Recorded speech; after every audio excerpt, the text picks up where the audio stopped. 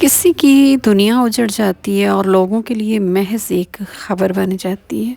हमारे यहाँ गुजरात में 5 बच्चे जो हैं वो दम घुटने से फौत हो गए हैं बच्चे।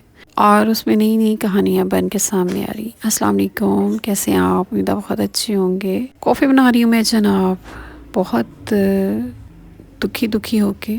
2 टीस्पून कॉफ़ी, 2 टीस्पून चीनी और 2 टीस्पून गर्म पानी, और इसके बाद इसको करना है अच्छी तरह ब्लेंड। बात ये है कि सर्दियों में गैस की बहुत ज़्यादा लोड शेडिंग होती है, और गैस की लोड शेडिंग की वजह से अक्सर हम नॉब बंद करना भूल जाते हैं। हीटर के या चूल्हे के बर्नर के नॉब जो है ना अक्सर भूल जाते हैं, तो थोड़ी एहतियात की ज़रूरत होती है।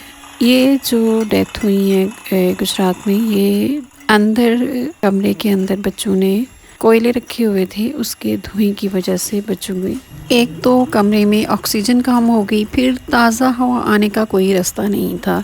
कहने का मतलब ये है कि जब आप गैस का ख़ास तौर पे हीटर चलाएं रात के टाइम, तो आप कोई ना कोई जगह ज़रूर ऐसी रखें जहाँ से ताज़ा हवा आती रहे। और दूसरा, अगर हो सके तो कमरे में कम से कम पानी का कोई बर्तन भर के ज़रूर रखें। इससे वेपरेशन मिलती रहती है और आपकी तबीयत ठीक रहती है। तो बहुत ज़्यादा एहतियात की ज़रूरत होती है जब हम गैस का हीटर या कोयले का इस्तेमाल करते हैं। कॉफ़ी बनाने के लिए अगर आप गर्म पानी कॉफ़ी के अंदर डालें तो उसको ब्लेंड करने में, उसको बीट करने में बहुत ज़्यादा आसानी हो जाती है। और इसमें जो दूध जब डालें तो तेज़ गर्म दूध डालें। ये दोनों चीज़ें कॉफ़ी को मज़े का बना देती हैं। और जनाब, दुखी हो तो उसको कॉफ़ी पीने से बहुत ज़्यादा सुकून मिलता है।